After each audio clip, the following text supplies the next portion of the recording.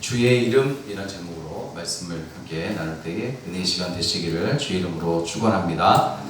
우리가 계속해서 시편에 있는 말씀을 함께 나누고 있는데 우리가 앞서 함께 은혜를 나눈 4편, 5편, 6편, 7편에 있는 말씀은 계속해서 다윗이 이제 압살롬에게 쫓겨다니면서 고통 속에 괴로움을 당하며 쓴 비탄시였습니다. 그리고 또 바로 앞편 7편에서는 또 이제 사울왕에게 쫓겨다니면서 고통을 당하는 그런 다윗의 모습을 우리가 살펴보았습니다. 그런데 오늘 본문의 말씀은 시편 8편부터는 이제 다윗이 이제 모든 것에서 구원해 주신 하나님을 찬양하며 하나님께 영광 올려드리는 그런 찬양시로 되어 있는 것을 볼 수가 있습니다. 특별히 그는 지금 하늘을 올려다보면서 하늘에 베풀어 두신 그 달과 별들을 보면서 하나님의 그 은혜가, 하나님의 그 전능하심이 얼마나 아름다운가 하면서 찬양하는 것을 볼 수가 있어요. 그러면서 그동안 자기가 당했던 여러 가지 아픔들과 괴로운 일들, 고통스러운 그런 모든 일들을 위로받고 있는 모습을 볼 수가 있습니다. 오늘 이 말씀을 통해서 혹 우리 가운데 우리들 중에 아픔이 있거나 괴로움이 있거나 어려움이 있는 이들이 이제 이 말씀을 통해서 다윗이 위로함을 받았던 것처럼 위로함을 얻는 귀한 시간 되시기를 주의 이름으로 축원합니다. 1절을 보면 시인은 다윗인데 이제 시인이라고 하겠습니다. 시인은 여호와 우리 주여 주의 이름이 온 땅에 어찌 그리 아름다운지요 주의 영광이 하늘을 덮었나이다 하면서 하나님의 이름의 아름다움을 찬양하고 있습니다. 이러한 찬양은 이제 9절에서 다시 한번 되풀이되고 있습니다. 이렇게 처음과 마지막에 1절과 9절 처음과 마지막에 하나님의 이름의 그 아름다움을 찬양하는 것은 하나님의 이름의 그 아름다움을 강조하고 있는 것입니다. 특별히 여기에서 아름답다 라고 해당되는 히브리어 단어에는 강하다, 훌륭하다, 탁월하다, 위대하다 라는 뜻이 포함되어 있습니다. 그러므로 다윗은 지금 하나님의 이름이 아름다울 뿐만 아니라 주의 이름, 그 하나님의 이름이 탁월하며 위대하며 정말 위대하다 그런 말입니다. 그렇다면 다윗은 무엇을 보면서 하나님의 이름이 위대하며 탁월하다 찬양하는 것일까? 그것은 3절에 나와 있는데 주의 손가락으로 만드신 주의 하늘과 주께서 베풀어 두신 달과 별들을 내가 보니 라고 찬양하고 있어요. 이것을 보면서 이렇게 하나님의 이름이 위대하구나, 이렇게 하나님의 이름이 탁월하구나, 그 하늘과 하늘에 베풀어 두신 그 달과 별들을 보면서 그렇게 찬양을 하고 있는 것입니다. 여러분, 우리는 누가 위대하고 탁월하다고 그렇게 말할 때에 그 사람의 업적이나 그의 능력을 보며 저 사람은 다른 어떤 사람들보다도 탁월하구나, 능력이 있구나 그렇게 이야기를 하거든요. 그렇다면 이렇게 볼 때에 하나님은 정말 찬양받으시기에 합당하신 분이심을 우리가 인정할 수밖에 없는 겁니다. 하나님께서 이루어 놓으신 일들을 여러분 보세요. 지으신 세계를 여러분 보시기 바랍니다. 이 모든 것을 지으신 능력은 광대하다라는 말로도 다 담아낼 수 없는 그런 능력이 바로 우리 주님의 능력이란 말이에요. 과학이 아무리 발달했다 해도 하나님의 이러한 창조의 세계를 다 알기란 불가능한 일이라고 그렇게 말합니다. 하나님은 어떻게 여러분 크기를 가늠할 수 없는 저 우주 속에 바닷가의 모래알보다 더 많은 별들을 심어 놓으시고 그 많은 별들이 또 어떻게 그렇게 규칙적으로 움직여지는지 서로 부딪히지 아니하고 그냥 제자리에 그렇게 지키고 있는지를 생각해 보면 놀랍기만 하는 것입니다. 또 하나님께서 지으신 자연의 아름다움은 어때요? 아무리 뛰어난 예술가, 화가, 음악가라도 하나님의 이러한 솜씨를 감히 뛰어넘을 수가 없는 것입니다. 그들은 단지 하나님께서 지으신 것들을 보고 그 아름다움을 흉내내는 것뿐이라는 것이에요. 그러니 오늘 시인은 이렇게 하나님의 놀랍고도 신비한 창조 세계를 바라볼 때에 하나님의 위대하신 그 이름을 노래하지 않을 수가 없었다는 겁니다. 여러분, 하나님은 위대하신 분이시고 탁월하신 분이신 줄로 믿습니다. 그분은 우리의 찬양을 받으시기에, 우리의 경배를 받으시기에 합당하신 분이신 줄로 믿습니다.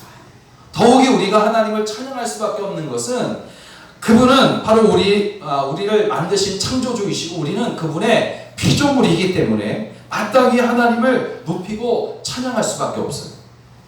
하나님의 이름은 세상의 그 어떤 이름보다도 우리의 찬양을 받으시기에 합당한 가장 아름다운 이름인 줄로 믿습니다. 그런데 여러분, 오늘 우리는 하나님의 이 이름을 얼마나 찬양하고 높이고 있느냐 하는 것이에요. 그분은 창조자이실 뿐만 아니라 우리를 죄와 사망에서 구원하신 구주이십니다. 이러한 창조 역사뿐만 아니라 구원하신 은혜까지 우리가 정말 진심으로 깨닫는다면 우리는 정말 하나님을 향한 찬양이 지속되지 않을 수가 없는 것입니다. 어떤 형편과 어떤 어려운 환경 속에서라도 하나님의 이름의 그 위대함, 그분의 하신 그 모든 위대한 일들을 여러분 기억하시기를 주의 이름으로 부탁을 드립니다. 이 사실을 항상 기억하며 믿음으로 고백할 수만 있다면 우리는 세상에 주는 그 어떤 어려움도 넉넉하게 극복할 수가 있는 거란 말이에요. 우리가 처한 현실보다 그분의 능력이 더 크고 위대하기 때문입니다. 하나님께서 함께 하심을 믿는다면 여러분, 우리는 이 세상에서 이기지 못할 것이 하나도 없는 줄로 믿습니다. 그렇다면 다윗이 시편 8편의 말씀을 통해서 깨달았던 은혜, 정말 그가 진심으로 깨달은 거예요. 하늘과 또 하늘에 베풀어 두신 그 달과 별들을 보면서 하나님의 그 전능하심, 하나님의 그 위대하심, 하나님의 그 탁월하심을 그가 깨달은 겁니다. 그리고 그 가운데서 그가 위로함을 얻었어요. 격려를 받았어요. 힘을 얻었습니다. 이런 깊은 깨달음, 그 말씀을 다윗이 깨달았던 그 은혜, 즉 하나님은 어떻게 우리로 하여금 찬양하며 경배하도록 만드실까? 또 우리의 찬양과 경배를 받으시기에 합당하신 분은, 합당하신 하나님은 과연 어떤 분이신가? 두 가지를 함께 말씀을 나누도록 하겠습니다. 첫째로, 하나님은 약한 자의 입을 통해서 권능을 세우신다. 다윗은 이것을 깨달았어요. 무엇을 깨달았다고요? 하나님은 약한 자의 입을 통해서 권능을 세우시는 분이다. 강한 자를 통해서, 뛰어난 어떤 사람들을 통해서 하나님은 자랑하시는 분이 아니라 오히려 정말 약한 자의 입을 통해서 하나님은 하나님의 권능을 세우시는 분이다 라는 사실을 다윗은 깨닫는 거예요. 2절을 보면 주의 대적으로 말미암아 어린아이들과 젖먹이들의 입으로 권능을 세우시며 이는 원수들과 보복자들을 잠잠하게 하려 하십니다 하는 이 말씀을 가만히 묵상하니까 고린도전서 1장 27절 28절의 말씀이 생각이 나요. 무슨 말씀입니까? 그러나 하나님께서 세상에 미련한 것들을 택하사 지혜 있는 자들을 부끄럽게 하려 하시고 세상에 약한 것들을 택하사 강한 것들을 부끄럽게 하려 하시며 하나님께서 세상에 천한 것들과 멸시받는 것들과 없는 것들을 택하사 있는 것들을 폐하려 하시나니 하는 이 말씀이 생각나는 거예요. 이런 깊은 깨달음을 다윗이 했어요. 오늘 여러분, 저와 여러분도 이런 깨달음이 있기를 바랍니다. 여러분, 2절 말씀에 나와 있는 주의 대적은 우주 만물에 나타난 하나님의 권능을 보고서도 하나님을 경외하지 아니하며 오히려 대적하는 자들을 가리켜요. 이들의 특징이 뭐냐? 스스로 강하다고 생각하고 잘난 체한다는 겁니다. 그러니까 하나님이 없는 것처럼 생각하는 사람들이에요. 그 사람들이 바로 하나님을 경외하지 않는 사람들입니다. 한마디로 교만한 자들. 그들은 정말 스스로 강하다고 여기기 때문에 하나님을 경외하지 않습니다. 그렇지만 오늘 본문의 다윗이 깨달은 어린아이들과 젖먹이들의 입으로 권능을 세우시는 것. 이 말씀에서 어린아이들과 젖먹이들은 곧 하나님을 경외하는 자들을 상징합니다. 이들의 특징은 뭡니까? 부모의 보호가 없이는 살아갈 수 없는 연약한 존재들이에요. 어린아이들과 젖먹이들이 바로 그렇지 않습니까? 부모의 보호가 없이는 살아갈 수 없는 아주 연약한 존재들이 어린아이들과 젖먹이들이에요. 그런 어린아이와 젖먹이에게 교만함이란 찾을 수가 없는 것입니다. 그들은 부모의 존재를 인정하고 그 부모에게 전적으로 자신을 의존합니다. 그러므로 하나님을 경외한다라는 이 말씀은 뭐냐면 하나님만 바라본다, 하나님만 의지한다, 그런 말씀이에요. 그러므로 여러분, 하나님께서 함께하지 아니하시면 한순간도 내가 살 수 없습니다 고백하는 사람, 그 사람은 바로 하나님을 경외하는 그런 사람인 줄로 믿습니다. 다시 말하면 이러한 어린아이들과 젖먹이들은 하나님께서 지으신 만물에 나타난 하나님의 영광을 보고 하나님을 의지하며 경외하는 사람들을 가리키고 있는 것입니다. 그런데 하나님은 바로 이처럼 연약하기 그지없는 어린아이와 젖먹이의 입으로 말미암아 하나님의 권능을 세우신다라고 말씀하고 있다는 것입니다. 어린아이와 젖먹이에게 무슨 힘이, 능력이 있습니까? 스스로 걸을 수도, 먹을 수도, 입을 수도 없습니다. 그들의 힘으로는 하나님의 권능을 세우는 것이 불가능해요. 그래서 하나님은 그들의 힘으로 하나님의 권능을 세우지 않고 그들의 입으로 말미암아 권능을 세우신다, 그렇게 말씀하시는 것입니다. 여러분, 어린아이와 젖먹이, 아기의 입은 욕심을 채우려고 하는 입이 아니에요. 어린아이와 젖먹이 아이들이 자신이 어떤 정말 주장을 하기 위해서 말하는 그런 존재가 아니지 않습니까? 거짓말도 하지 않아요. 오직 자신을 먹이고 입히고 보호해주는 거예요. 부모, 엄마, 아빠만 보는 겁니다. 부릅니다. 그러니까 입으로 말미암아 권능을 세우신다라는 것은 하나님만이 나의 주 되심을 인정하고 찬양하며 예배하며 삶의 모든 자리에서 하나님께 영광을 올려드리는 것을 말하는 것입니다. 하나님은 이렇게 겸손하게 하나님을 경외하고 의지하는 자를 통해서 하나님의 권능을 세우시는데, 어떻게 권능을 세우시냐 하면 대적하는 자들의 입을 막으시고 그들을 부끄럽게 하시며 그들이 이기지 못하도록 패하게 하신다, 그렇게 오늘 말씀은 증거하고 있습니다. 여러분, 어떻게 오늘날 기독교가 전 세계에 퍼질 수 있었겠습니까? 능력이 탁월하고 힘이 있는 자들에 의해서 그렇게 된 것이 결코 아닙니다. 놀랍게도 이 기독교가 시작된 것은, 처음 교회는 지극히 보잘것없는 어부들이 중심이 되어 시작한 것이 바로 교회란 말이에요. 그들이 마가의 다락방에서 전혀 힘써 기도하던 그 자리가 교회의 시작이었습니다. 그리고 그 이후에도 교회는 세상에서 약하고 소외당하고 핍박당하는 사람들이 채워지는 곳이 바로 교회였단 말이에요. 그런데 그들의 진정한 예배를 통해서 마음을 다하여 뜻을 다하여 힘을 다하여 드려지는 그 예배를 통해서 그런 간절한 기도와 찬송과 은혜를 사모하는 마음으로 하나님의 권능이 크게 나타나게 된 줄로 믿습니다. 성령 충만한 베드로의 설교는 3,000명이나 되는 사람들로 하여금 회개하도록 했습니다. 그렇게 세상에서 강한 자들이 엎드리기 시작하더니 마침내 교회를 대적하던 가장 큰 원수였던 그 당시 로마 제국도 예수 앞에 무릎을 꿇은 거예요. 그 당시 로마 제국이 어떤 제국입니까? 전 세계를 주름잡는 가장 큰 강대국이었는데 그 로마 제국이 예수 그리스도 앞에 무릎을 꿇는 거예요. 로마 제국이 기독교를 국교하는 거예요. 국교화.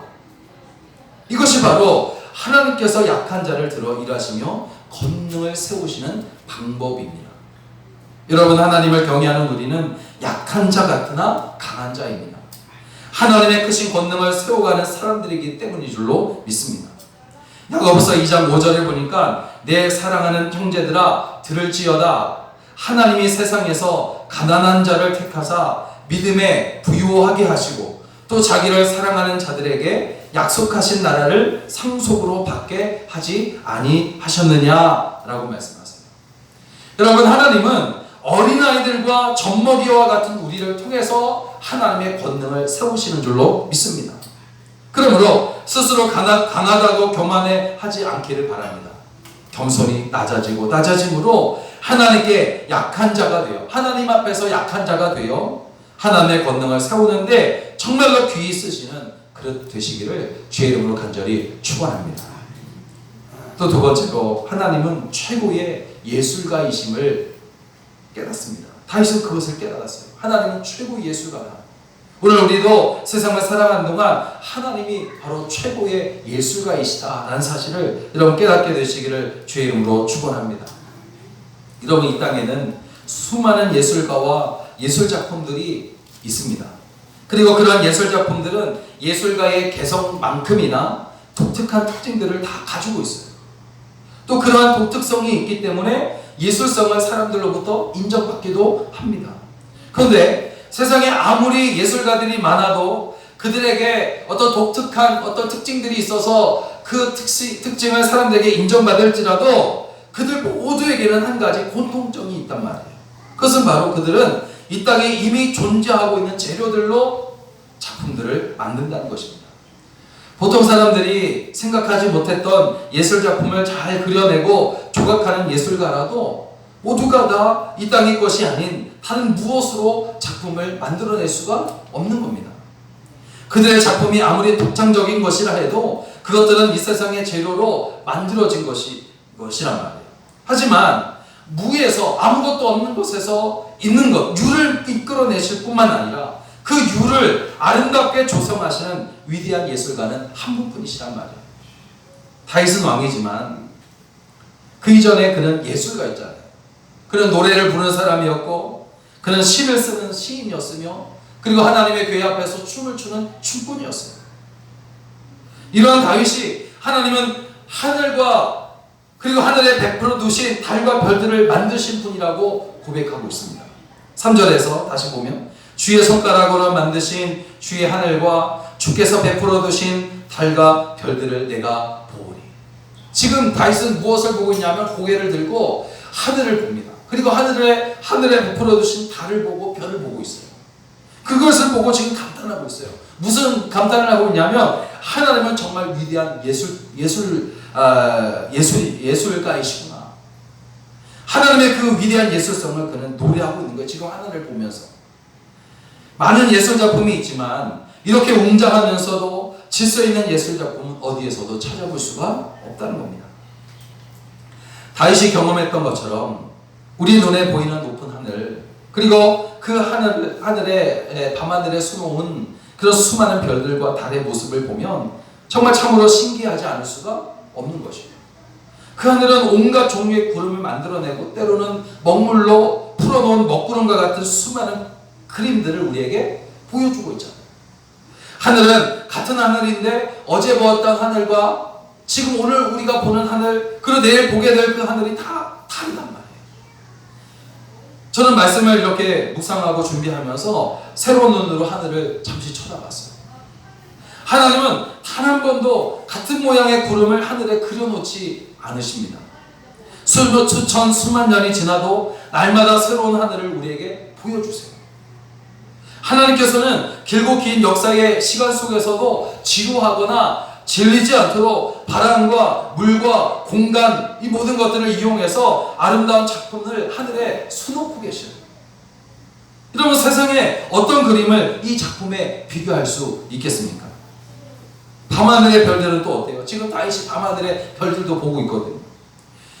뚜렷하게 크거나 작지도 않지만 정말 총총히 박혀있는 보석처럼 수많은 빛을 하늘에서 비추어 주고 있어요.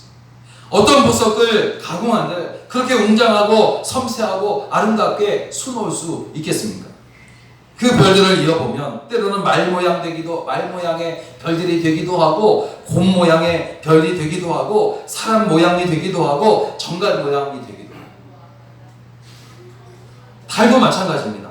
때를 따라 그 모양을 바꿔가면서 사람들로 하여금 그 때를 알 수 있도록 해주잖아요. 언제나 동일한 주기로 자신의 위치를 바꿔가면서 지구를 돌고 있어요.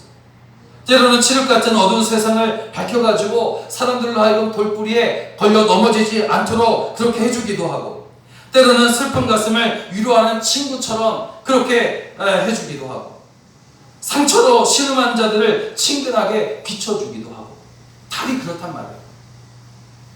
여러분, 하나님의 거대하고 이런 웅장한 예술작품들을 보면서 너무 오래 보았기 때문에 질렸다라고 말하는 사람을 한 번도 본 적이 없어요. 이런 하나님의 예술 작품들은 길고 긴 세월 속에서도 그 가치를 전혀 잃지 않고 있다는 것입니다.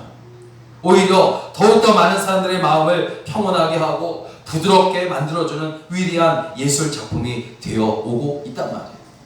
다윗은 이렇게 하나님께서 작품들을 조성하실 때에 사람을 손으로 흙을 빚어 만드셨듯이 하나님의 손가락이 그것들을 베풀어 주셨다고 그렇게 노래하고 있는 것입니다.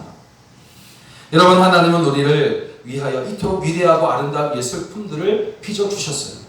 그 모든 예술품들로 사람들에게 많은 선물을 지금도 주고 있지 않습니까?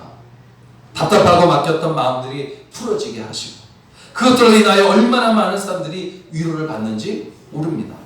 그러므로 하나님처럼 위대한 예술가는 세상에 아무도 없는 거예요. 그분은 모든 예술가의 아버지이시며 뿌리이시고 가장 위대한 예술가, 최고의 예술가이신 줄로 믿습니다. 여러분, 이러한 작품들을 만들기 위하여 많은 예술가들이 있지만 그 모든 예술가들이 우리의 마음을 어루만질 작품을 만든다고 해봤자 얼마나 만들 수 있겠어요. 그러나 하나님의 작품인 하늘과 그리고 하늘에 베풀어 두신 그 달과 별들은 언제나 보는 이들로 하여금 감동을 자아내기에 충분합니다. 다윗은 지금 주의 손가락으로 만드신 주의 하늘과 주께서 베풀어 두신 그 달과 별들을 내가 보오니 그렇게 고백해요. 지금 하늘을 올려다보고 있어요. 그러면서 위로를 받고 있는 것 같습니다. 왜 그러냐면, 왜 그렇게 생각하냐면 앞서 말씀드렸던 것처럼 3편, 4편, 5편, 6편, 7편에서 그는 계속해서 압살롬에게 또 대적들에게 쫓겨다니며 고통을 당하고 있거든요. 사울에게 쫓겨다녔어요. 그러다가 아마 그는 밤하늘 홀로 외롭게 있을 때에 하나님께서 만들어진 그 하늘을 쳐다본 것 같아요. 그리고 그 하늘에 펼쳐놓으신 하나님께서 베풀어 두신 그 달과 그 별들을 보면서 위로함을 받는 거예요. 이렇게 위대하신 하나님이 내 편이신데, 이런 놀라우신 능력을 행하신 분이 바로 내 편이신데 내가 두려울 것이 무엇인가 하면서 찬양하고 있는 것 같습니다. 다윗은 고난이 많은 사람이에요. 그럴 때마다 낙심하기도 수없이 했을 것입니다. 원망도 했을 것입니다. 한탄도 했을 것이에요.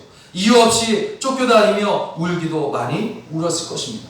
그러나 여러분, 그렇게 울다가 밤에 하늘의 별들을 보면서 하나님께서 베푸신 달을, 그 달을 보면서 위로를 받은 겁니다.